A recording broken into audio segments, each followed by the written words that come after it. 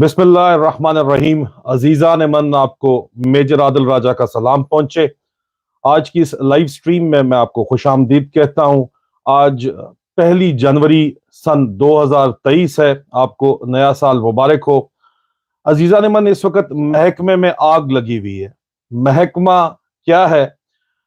जो फौजी आपस में बात जब करते हैं तो आईएसआई को वो कहते हैं महकमा, महकमे की नौकरी चल रही है आजकल। जब अफसर फौजी अफसर जाता है एसआई में डेपुटेशन के ऊपर जाता है या परमानेंट पोस्ट होता है तो वो आपस में गपशप में कहते हैं कि मैं महकमे में जा रहा हूँ।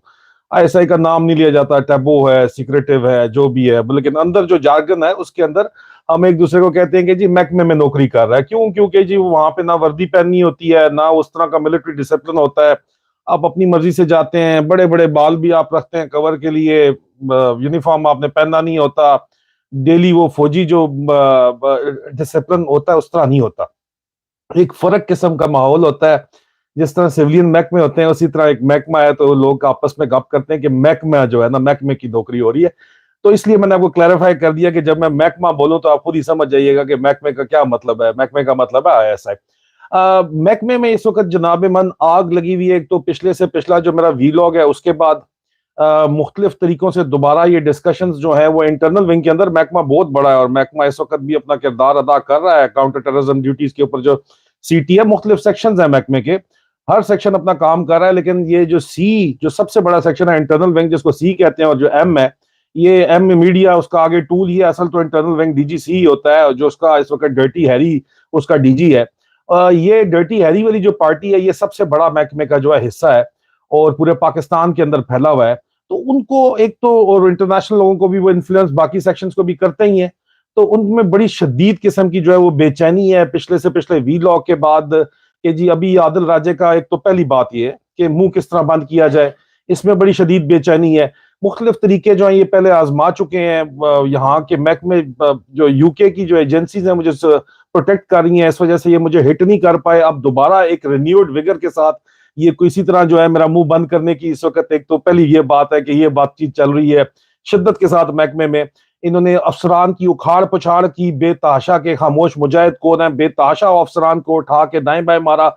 बड़े अरसे ये समझते रहे। एक थ्योरी ने इवन चीफ तक को ये बताई, नए चीफ को, कि जनरल फैज हमीद के नेटवर्क का हिस्सा है, उसको जनरल फैज हमीद खबरें दे रहा है, जनरल फैज हमीद के रिसोर्सेज दे रहे हैं। वो भी पिछले से पिछले वीलॉग में 180 थ्योरी जो है वो ठुस होगी सारी की सारी। जिस तरह इनकी थ्योरी ठुस हुई थी ना कि रजीम चेंज ऑपरेशन कर दो और अवाम कुछ नहीं करेगी, तो हमारी तो स्ट्रेटेजिक कंपल्शन है, कर दो, खिंच जाओ और काम चल जाएगा। तो इसी तरह ये भी इनकी थ्योरी थी कि मैं फैज हमीद का नेटवर्क हूँ।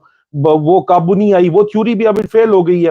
अब आपको पता है कि ये मुख्तलिफ चीजों से जो है किस तरह मेरे ऊपर अटैक किया जाए, हमला किया जाए, मेरे अपने रिश्तेदार के जरिए, जो कि इस वक्त एक सीनियर आर्म्ड फोर्सेस ऑफिसर हैं जनरल रैंक के, उनके जरिए, सगे रिश्तेदार के जरिए मुझे मशवरा दिलवाया कि इंग्लैंड छोड़ दो। जाहिर बात है इंग्लैंड में मुझे हिट नहीं कर पा रहे, पकड़ नहीं पा रहे, उनके काबू नहीं में आ रहा, तो तुम कनाडा चले जाओ। तो कनाडा में मेरे अपने जराये ने मुझे बताया कि हमारे पास कॉम्प्रिहेंसिव नेटवर्क है महकमे के पास, कि आपको मार भी देंगे और लगेगा भी हादसा, तो इसलिए आप जहां बैठे हो वहीं पे बैठे रहो। अब नए इन्होंने जो है तरीके वारदात ढूंढने की कोशिश कर रहे हैं। बहुत बड़ी डिस्कशन, जितनी इनको पाकिस्तान के हालात के ऊपर तवज्जो देनी चाहिए, अपने गिरबान में झांकना चाहिए, अपनी हरकतें ठीक करनी चाहिए, उसके बजाय ढटाई के साथ ये मुझे काउंटर करने के लिए लगे हुए हैं कि कोई नया मुकदमा मेरे ऊपर करवा दे पिछले से पिछले के ऊपर। एक मुकदमा इन्होंने पहले मेरे ऊपर कराया हुआ है, दुनिया में कोई मिसाल नहीं है। हाजिर सर्विस इनका sector commander internal wing Punjab ISI का जो है ब्रिगेडियर राशिद नसीर ने मेरे ऊपर यहाँ पे यूके के अंदर मुकदमा किया हुआ है, डिफेमेशन सूट। और इनका ख्याल है कि उसकी वजह से शायद जो है वो बहुत कुछ, और वो मुकदमा इसलिए था कि मैंने जिमनी इंतखाबात के अंदर, जो पंजाब के जिमनी इंतखाबात थे, जो क्लीन स्वीप किया पीटीआई ने, उसके अंदर जो धांधली का पूरा प्लान था वो मेरे जराये ने मुझे बताया और वो मैंने अपने जराये को रेफरेंस करते हुए इनको बता दिया। इन्होंने किसी जो है वो आगे उसके ऊपर कवर करने के लिए इंडिविजुअल उनको कोई चाहिए था, कोई राजी नहीं बन रहा था, कोई बंदा अफेक्टेड शायद ना मिल रहा हो। बहरहाल ब्रिगेडियर राशिद नसीर, जिसको मुख्तलिफ लोग मिस्टर एक्स भी कहते हैं, आप अच्छे तरीके से जानते हैं, उनको थ्रू इन्होंने मेरे ऊपर एक मुकदमा करा दिया जो कई महीनों से यहाँ पे चल रहा है। उसका क्या सामने आएगा, बातें वो भी पता चल जाएंगी। मेरे ख्याल के अंदर जो है वो किसी अच्छे वकील से मशवरा कर लेना चाहिए था मुकदमा करने से पहले, क्योंकि दुनिया में कहीं ये मिसाल नहीं मिलती कि एक मिलिट्री इंटेलिजेंस ऑफिसर या एक मुल्क की इंटेलिजेंस एजेंसी का हाजिर सर्विस सीनियर अफसर जो है वो दूसरे मुल्क में अपने ही शहरी के ऊपर अपनी जो है वो डिफेमेशन का सूट करे, और उनको पता चलना चाहिए कि ये जो इस मुल्क में वो कर रहे हैं सूट, वहां पे फ्रीडम ऑफ एक्सप्रेशन है, फ्रीडम ऑफ स्पीच है। और उसके अलावा इनको यूनाइटेड नेशन ह्यूमन जो यहाँ पे ह्यूमन राइट्स हैं, वो जो चीज मतलब अजीबो गरीब सी लगती होगी पाकिस्तान में, वो यहाँ पे है। उसके बाद पब्लिक गुड के लिए जो बात की जाती है उसके ऊपर डिफेमेशन नहीं बनती है, और आपने जो हरकतें की हैं उसके बेताशा सबूत मौजूद है जो पूरी दुनिया को पता चलेंगे। उसी तरह जो आप अगला करना चाहते हैं तो सो बिस्मिल्लाह आ जाए, पूरे वेस्टर्न प्रेस को पता चलना चाहिए कि क्या बात असल में है। जो बातें सीगा राज में जब वो अदालत में सामने आएंगी तो फिर वो रिपोर्ट भी होंगी, तो सो बिस्मिल्लाह।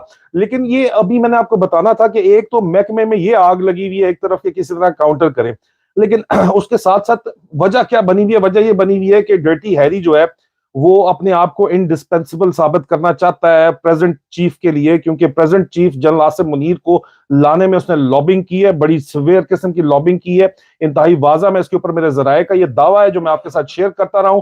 और मेरे जराये का ये भी दावा है कि नून लीग के साथ भी, लीडरशिप के साथ भी डर्टी हैरी के बड़े करीबी ताल्लुकात हैं, तो उसने पॉलिटिकल अपना जो सेटअप नून लीग के ऊपर अपना सारा लगाया हुआ है दाव। और लेकिन पहले दिन से उसने हर चीज स्टेक पे रख के जनरल 76 लॉन्ग कोर्स के अफसरान के जो है दुश्मनी मोल लेके, जनरल फैज हमीद, जनरल नजर अब्बास,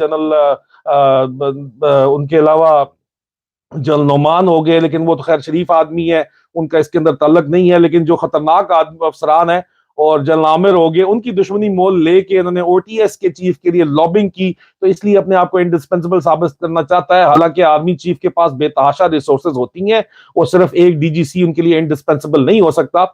आगे चल के ये बात भी इंतहाई वाजे हो जाएगी, और इंशाल्लाह ये बात जो है ये कट्टा चट्टा सारे का सारा इंशाल्लाह ताला यूके की अदालतों में जब खुलेगा, तो वेस्टर्न मीडिया जब इसको रिपोर्ट करेगा, तो फिर मैं मुझे वो मेरे वकला की तरफ से मशवरा दिया जा रहा है कि प्रेस कॉन्फ्रेंस से पहले करें या बाद में करें, वो बहरहाल वो यहाँ के मीडिया के सामने जब आएगी स्टोरी तो उसके ऊपर फिर बात करेंगे। लेकिन इस वक्त आपसे बात करनी है कि महकमे के अंदर अंदरूनी लड़ाई बड़ी शिद्दत इख्तियार कर गई है, क्योंकि यहाँ पे मारखोरों का हरामखोरों के साथ मुकाबला चल रहा है। इस वक्त जो है बहुत विजिबल डिवाइड है महकमे के अंदर, जो अफसरान हैं, जो ओल्ड गार्ड, ये जो हरकतें बाजवे की जो बाकियात हैं और जो हरकतें बाजवा करके गया है वो उसके शदीद मुखालिफ हैं। महकमे के अंदर, आईएसआई के अंदर अफसरान ने अपनी जानों के नजराने बड़े अरसे से देते चले आ रहे हैं, और इनकी कोर स्ट्रेंथ जो महकमे की है वो आईएसआई के परमानेंट ऑफिसर्स की है। उसके अलावा वहां पे सीनियर फौजी अफसरान भी जो वहां पे कॉन्ट्रैक्ट के ऊपर लगे हुए हैं, वो एक बहुत बड़ी, जितनी फौज की तादाद है तकरीबन उतनी उतनी तादाद ही आपकी आईएसआई की भी है जो अपनी कोर फौज की तादाद है। तो उसके अंदर जो मेजोरिटी इस वक्त नजर आ रही है आपको 80% से 85%, मैं आपको एक रफ फिगर दूंगा, वो हक के साथ खड़े में, सच के साथ खड़े में, पाकिस्तान की बेहतरी चाहते हैं। और जो ये मुसल्लत बाजवाई बाकियात ऊपर आला तरीन ओहदों के ऊपर मुसल्लत हुई नहीं है और अपने आप को इंडिस्पेंसिबल साबित कर रही हैं, नए आर्मी चीफ के लिए करना चाहती हैं, उनके खिलाफ जो है वो आवाजें हक बुलंद कर रहे हैं। हालांकि इन्होंने पूरा का पूरा महकमा, पूरा आईएसआई उखाड़ पछाड़ दिया, लेकिन इनसे अब तक जो है ये तमाम बातें जो है सामने आ रही हैं। ये जो मुकदमा करने की आप बातें कर रहे हैं और मुझे मारने की बातें कर रहे हैं, उसके बजाय मैंने तो कहा था वीलॉग के अंदर, बड़ी सादी सी मैंने बात की थी कि अगर मैं झूठ बोल रहा हूं, अगर ये बात सच नहीं है, अगर ये मेरे जराए जो कुछ बता रहे हैं ये सब कुछ झूठ है, तो फिर फौज की तरफ से ऑफिशियली डीजीआईएसपीआर आके बता दें कि इस तरह की कोई इंक्वायरी नहीं हो रही जनरल फैज हमीद के ऊपर। तो वो तो हुआ नहीं, उल्टा दाएं बाएं ऊपर नीचे से आगे पीछे से आप लोग आने पर शुरू हो गए। कभी कहते हैं कि नहीं जी 5,000 अफसर का बल्क, मैंने कभी भी नहीं कहा कि बल्क रेजिग्नेशन आया है, over a period of time resignation आया है। इसको बहरहाल क्लैरिफाई कर लें, जो अफसरान का इस वक्त पेंडिंग जो रेजिग्नेशन पड़ा हुआ है, I stand by what I have said and stand by my sources. तो ये भी आपको बात वाजे हो जानी चाहिए। अब आते हैं जो महकमे के अंदर इस वक्त फाइट हो रही है उसके ऊपर कि ये क्या सिलसिला चल पड़ा है। इसका डायरेक्ट बराह रास्त ताल्लुक जो है वो इसने शिद्दत पकड़ी अरशद शरीफ शहीद के असैसिनेशन अटेम्प्ट के ऊपर। आपको याद होगा कि मैंने एक वीलॉग किया था साहिल समुंदर के ऊपर बैठ के, और मैंने कहा था कि मेरे जराए का ये दावा है कि अरशद शरीफ शहीद का जो असैसिनेशन अटेम्प्ट है वो आईएसआई की तरफ से ही की गई है, फरमाइशी कत्ल था और ये डर्टी हैरी का ऑपरेशन था। लेकिन इससे पहले डीजीसीटी, डायरेक्टर जनरल काउंटर टेररिज्म को, जिनके इनिशियल मैंने आपको उस वीलॉग में बताए थे कि खे और फे से शुरू होते हैं, उनको, और बाद में मैंने सवाल भी किया डीजीआईएसआई और डीजीआईएसपीआर ने जब प्रेस कॉन्फ्रेंस की, तो मैंने उनसे सवाल किया कि यार डीजीसीटी, और मैं आपको बताता चलूं, लोग कहेंगे मेजर जनरल डीजीसीटी होता है, नहीं, वो रिटायर्ड ब्रिगेडियर थे और वही डीजीसीटी थे। खे से खालिद, फे से फरीद, ब्रिगेडियर खालिद फरीद। अब मैंने पूछा कि ब्रिगेडियर खालिद फरीद को हटाने की क्या वजह थी, उसके ऊपर भी ये चुप थे। अब ये बात मेरे जराये का मजीद, ये उस वक्त जो दावा था, नाम मुझे उस वक्त भी बताया गया था, लेकिन मैं ब्रिगेडियर खालिद फरीद को इस मुश्किल में नहीं डालना चाहता था कि मेरी वजह से उनके खिलाफ जो है कोई नए किस्म के मुकदमे शुरू हो जाएं। लेकिन मेरे चुप रहने के बावजूद भी ब्रिगेडियर खालिद फरीद के ये पीछे पड़ गए, क्योंकि शायद इनिशियल्स दिए थे, या फिर उसकी एक बहुत बड़ी वजह जो मुझे ये बताई जा रही है, मेरे जराये ये दावा कर रहे हैं कि आईएसआई में जो इस वक्त महकमा है, महकमे के अंदर 85 से 85% अफसर जो हैं वो हक के साथ खड़े हो गए हैं, और वो हक और सच का हर सूरत में साथ दे रहे हैं। और ये असल में तो स्पाइज है ना, असल में तो ये महकमे के जो इंटेलिजेंस ऑपरेटर असल तो ये हैं। ये जो इंटेलिजेंस ऑपरेटर हैं, इनको काम करने का तरीका भी आता है कि किधर से हिट करना है और किस जगह से हिट करना है। जो खामोश मुजाहिद हैं, उनको पता है कि खामोश जंग किस तरह लड़नी है, क्योंकि खुलेआम अगर वो कहते हैं कि अगर हम जंग लड़ेंगे तो सिर्फ खुदकुश हमला ही होगा ना, और हम जानों का नजराना पेश कर देंगे, हमें किसी और से रिप्लेस कर देंगे, काम तो फिर इनका वही चलता रहेगा। इस मामले को हमने ठीक करना है। ये जो मसला पाकिस्तान में नासूर है और उसके ऊपर बैंडेज के पट्टी पे पट्टी की जा रही है, इस पट्टी को, इस बैंडेज को उखाड़ना है। तकलीफ तो होगी उखाड़ने में, लेकिन उखाड़ के इस जख्म को हवा लगने देनी है, ताकि जख्म जो है वो भरे। इन मामलों पे बातचीत करनी बहुत जरूरी है। Sir please try to understand. आप लोगों ने महकमे के अंदर आप लोगों ने महकमे के अंदर जो है वो ये बात महकमे ने फैलाई तमाम के तमाम वेटरन्स ऑफिसर्स को पूरी दुनिया में, कि आदिल राजा जो है वो दुश्मन का एजेंट है, कहीं रॉ का एजेंट, खबरें भी आप लोगों ने चलवा दी। लेकिन सर इस वजह से होता क्या है कि लोग फिर खुद इतने पागल तो नहीं है ना, जिनको आप, इनके आईक्यू लेवल है, लोग फिर आते हैं, फिर सुनते हैं, लोग फिर खुद अपना जहन से देखते हैं, सोचते हैं, अपनी इंफॉर्मेशन को कोलैबोरेट करते हैं कि आदिल राजा क्या बात कर रहा है। और जब वो सुनते हैं और तो उसके बाद वो अपना इस नतीजे पे पहुंचते हैं कि नहीं ये तो ठीक बात कर रहा है। माफी चाहता हूं। ये तो वो तो कहते हैं जी आदिल राजा तो ठीक बात कर रहा है, ये तो जो भी बात कर रहा है ये तो हक सच के ऊपर बात है, क्योंकि मामलात अंदर बंद दरवाजों के पीछे बिहाइंड क्लोज डोर्स यही है। तो जनाब मन, जो अरशद शरीफ की शहादत के ऊपर मैंने वीलॉग में दावा किया कि ब्रिगेडियर खालिद फरीद को कहा गया था, मैंने इनिशियल्स बताए लेकिन उन्होंने इनकार कर दिया, तो फिर डर्टी हैरी ने यह ऑपरेशन किया और उसमें फहीम रजा भी इन्वॉल्व था, मैंने आपको बताया था। और कीनिया में ये ऑपरेशन जीएसयू के जरिए मैंने आपको बताया था कराया गया, और वहां पे जीएसयू को बताया गया कि ये दहशतगर्द है, और वहां पे पैसे पहुंचाए गए लंदन से, इसका लिंक मैंने आपको बताया था, पैसे लंदन से पहुंचाए गए। बहुत बेताशा कवर करने के बाद बीबीसी ने आपको बता दिया जी, कंफर्म करके कि हाँ जीएसयू का लिंक है और ये कोई हादसा नहीं था, इसमें भी एक बैरूनी साजिश थी। जो फैक्ट फाइंडिंग टीम है उसने भी आपको बताया कि जी ये बाकायदा तौर के ऊपर उन्होंने भी ये बताया कि इट वाज अ कॉम्प्रिहेंसिव, ये मर्डर था पूरे का पूरा। उसमें फिर मैंने आपको बताया था कि दुबई से डिपोर्ट करने में अरसलान सत्ती का नाम है, तो अरसलान सत्ती अभी खुल के सामने आ गया है।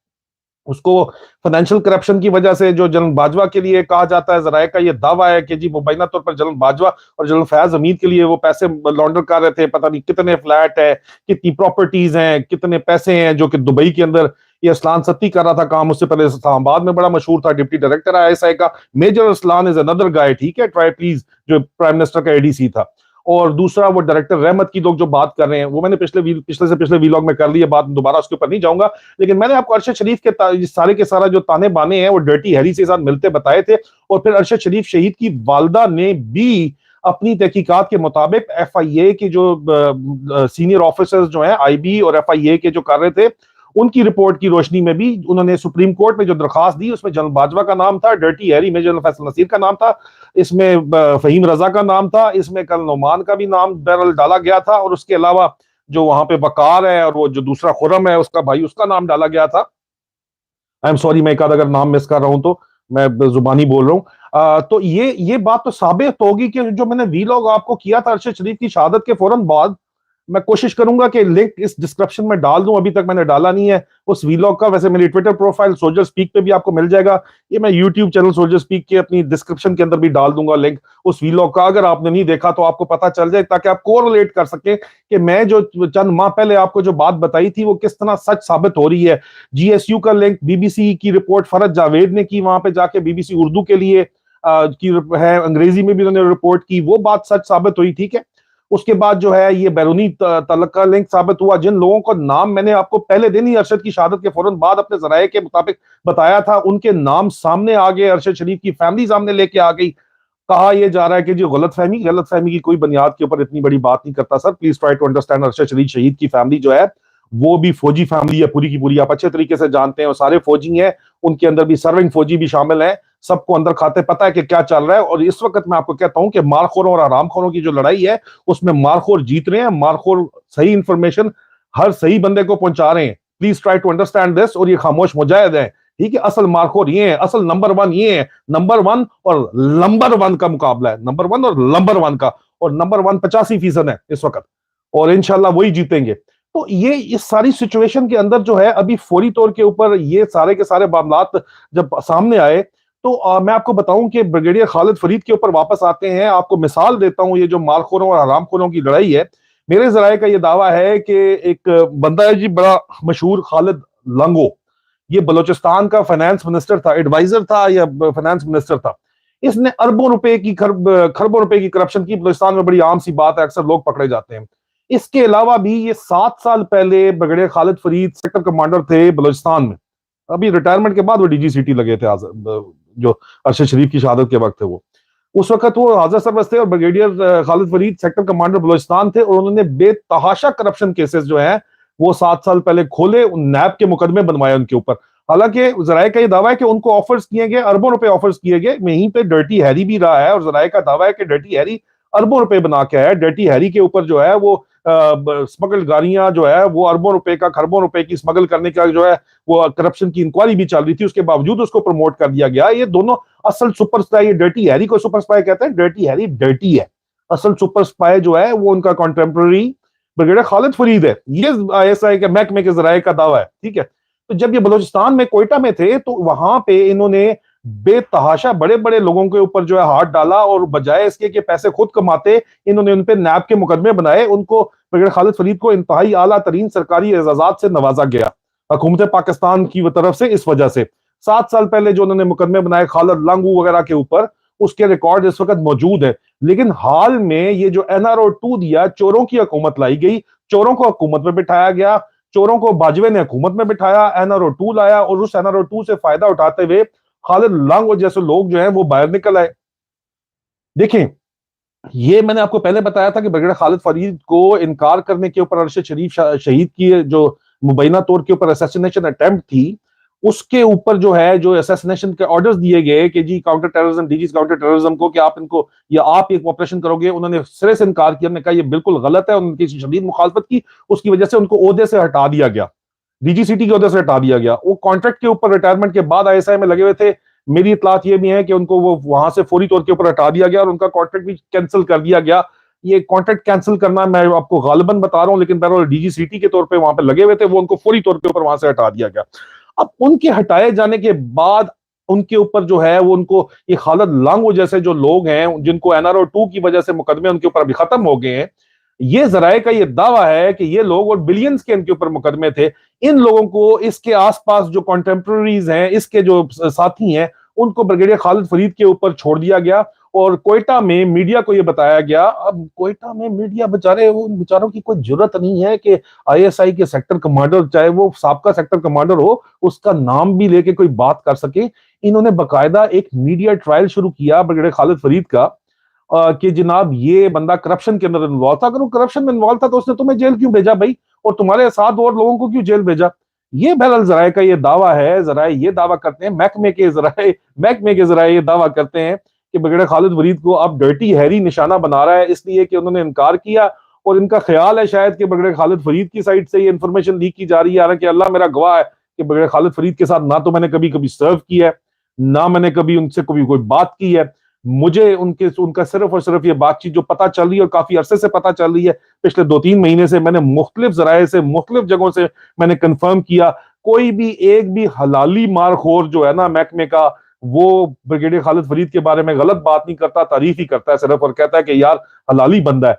और उस हलाली बंदे ने जो है वो इनके साथ मथा टेका अरशद शरीफ की शहादत का। और अभी अरशद शरीफ की शहादत के ऊपर अगर आप सिर्फ और सिर्फ ब्रिगेडियर खालिद फरीद की इस बात सामने आ जाएं तो ये दूध का दूध और पानी का पानी हो जाएगा मामला यहाँ पे। इस तरह तो फिर जिस तरह ये जराये बता रहे हैं, और यही मामला है इस वक्त यहाँ पे। आप बजाय इसके दाएं बाएं ऊपर नीचे से है आप स्ट्रेट अवे डिनाइल कर दिया करें ना कि यार ये बात झूठी नहीं है। लफाफियों को जो आप लॉन्च करते हैं, लफाफों को लॉन्च करने के बजाय एक ऑफिशियल स्टेटमेंट निकाल दिया करें ना कि नहीं ये बात नहीं है, इस तरह नहीं है, ये बात है इसी तरह है, फिर इसकी वजह ये है, इसीलिए आप इसको डिनाई नहीं करते ना बातों को। आप उल्टा करते हैं नहीं गद्दार है फलाना, फलाने के ऊपर ये कर दो, मतलब इसको मरवा दो, इसको चुप करवा दो। वही पुराना सर 80s और 90s वाला अगर फॉर्मूला आप चलाते रहेंगे तो किस तरह चेंज आएगी ये। इन जख्मों को हील करने के लिए ये बातचीत करनी पड़ेगी, इस मसले को जो है वो खत्म करना पड़ेगा, इस मसले को जो है वो ठीक करना पड़ेगा। और ये ब्रिगेड खालिद फरीद का सिर्फ मैं आपको एक एग्जांपल दे रहा हूं, जिसकी वजह जो ब्रिगेड खालिद फरीद जो है वो महकमे पूरे आईएसआई के अंदर हरदल अजीज ऑफिसर है। मेरी मालूमात के मुताबिक हर किसी जिससे भी पूछा है वो उनकी तारीफ ही करता है। और उसके पीछे डर्टी हैरी पड़ गया, अभी हाथ धो के उन कुत्तों छोड़ दिए हैं और कुत्ते भौंकने के लिए छोड़ दिए हैं। और जाहिर बात है कि उनको शदीद खतरा है, लेकिन अब खतरा हद से गुजर गया है, इसलिए इसके ऊपर बात करना बहुत जरूरी है। मेरे जराए जो महकमे के अंदर मौजूद है, सीनियर हलकों के ऊपर भी, उनकी तरफ से भी मुझे ये कहा गया कि आप इसके ऊपर अभी बात करें, बहुत जरूरी है, अवाम को पता चले कि ब्रिगेडियर खालिद फरीद को जो है वो टारगेट किया जा रहा है। और दूसरा, अवाम यार आप लोग गालियां निकालना शुरू हो जाते हो, फौज को, सारी की सारी फौज को रगड़ देते हो या सारी की सारी आईएसआई को रगड़ देते हो। हालांकि ये जो इन्फॉर्मेशन मैं आपके साथ शेयर कर रहा हूं ये भी तो यार इन्हीं महकमे के अंदर से, इसी आईएसआई के अंदर, इन्हीं इदारों के अंदर से, इसी फौज के अंदर से जो खामोश मुजाहिद हैं, अफसरान है जो लड़ रहे हैं, वही प्रोवाइड कर रहे हैं ना। तो यहाँ पे अच्छे लोग मौजूद हैं जिनकी वजह से पाकिस्तान आगे चल रहा है। खुदारा प्लीज जो है ना अपना ज़हन इस्तेमाल करें। और there is a very thin line difference between बहादुरी और बेवकूफी में बहुत ही एक लकीर है, उस लकीर को पार मत करें। अल्लाह मेरा गवाह है, मैंने अभी तक पार नहीं की। और जो ये बात करें, और दूसरा मैं आपको ये बताता चलूं, मैंने 26 अक्टूबर 2022 को मैंने ट्वीट करके पूछा था डीजीआईएसपीआर को टैग करके, जब ये कॉन्फ्रेंस हुई थी डीजीआईएसआई की और डीजीआईएसपीआर की, कि DG counter terrorism ISI brigadier Khalid Farid को उनके ओहदे से क्यों हटाया गया, इन्होंने किस काम से इनकार किया था। और मैंने फिर 27 तारीख को लिखा, हैरानगी है कि किसी सहाफी ने डीजीआईएसआई से आज इनकी प्रेस कॉन्फ्रेंस में यह सवाल नहीं पूछा। सवाल पूछा तो वो सलीम साफी साहब ने यह पूछा कि हम कोई लफाफी हैं, हमें लफाफी कहते हैं, आप बताएं ना प्लीज ना, आप बताएं लोगों को, आपके पास तो लिस्ट होगी, इनके खिलाफ कार्रवाई करें। सलीम साफी भाई इतना भी क्या यार, आप नहीं है लफाफी तो आपको क्या जरूरत है परेशान होने की। आपने पूछना था असल में ये कि खालिद फरीद साहब को ओहदे से क्यों हटाया गया, कोई जवाब नहीं आया। तो अल्टीमेटली फिर कल मैंने ये बात आपके सामने रखी कि डीजी सीटी आईएसआई ब्रिगेडियर खालिद फरीद को अरशद शरीफ शहीद के कत्ल से इनकार पर सजा दी जा रही है। खालिद लांगू, जिसको ब्रिगेडियर खालिद फरीद ने कोयटा में अरबों रुपए की करप्शन पर पकड़ा, इनको डर्टी हैरी ने एनआरओ 2 की वजह से आजाद करवाकर खालिद फरीद पर भौंकने के लिए क्यों छोड़ा गया है। और मैं आपको बताऊं, ये जो वाकयात इस वक्त बलूचिस्तान में हो रहे हैं, बाप पार्टी को लाया गया तो जराए ने यह भी इल्जाम लगाया कि 7 अरब रुपए जो है वो दिए गए। ठीक है, ये मेरी ट्विटर प्रोफाइल के ऊपर एक भाई आके कहते हैं, कंफर्मेशन करते हैं, जो जाम कमाल की हुकूमत हटाने के लिए 7 अरब रुपया जीएचक्यू में जनरल बाजवा को दिया गया, ये इल्जाम लगाया जराए ने मेरे बराह रास्त। ठीक है, ये इल्जाम लगाया। मैंने पूछा भी कई दफा कि पिंडी में 7 अरब रुपया किसको दिया है, लेकिन चुप रहे थे सारे के सारे।